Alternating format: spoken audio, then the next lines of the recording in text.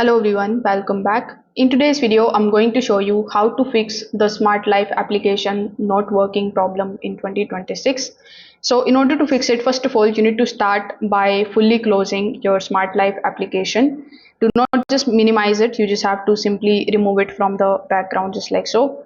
Afterwards, you just have to reopen your application. You can also restart your phone completely and then you can reopen the application. So this particular step is going to clear the temporary glitches and the background sync problems that often cause the Smart Life application to stop working properly. Now, if after doing this, the issue still persists in your case, the second thing that you can do is you can simply check your internet connection. For that, you just have to simply swipe down the notification bar, then tap on the airplane mode in order to turn it on, then wait for 5 seconds and then turn it off. So this is going to help you improving your internet speed. Now you can also open your Google Play Store or App Store and look for the Smart Life application update.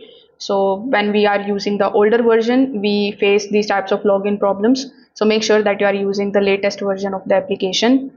Now, Smart Life needs certain types of permissions to discover and control the devices correctly. So make sure that you are allowing it the Bluetooth location and the local network access.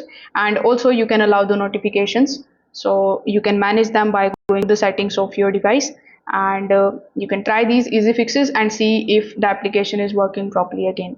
If this video helped you out, make sure that you like this video and subscribe to the channel. Thanks for watching.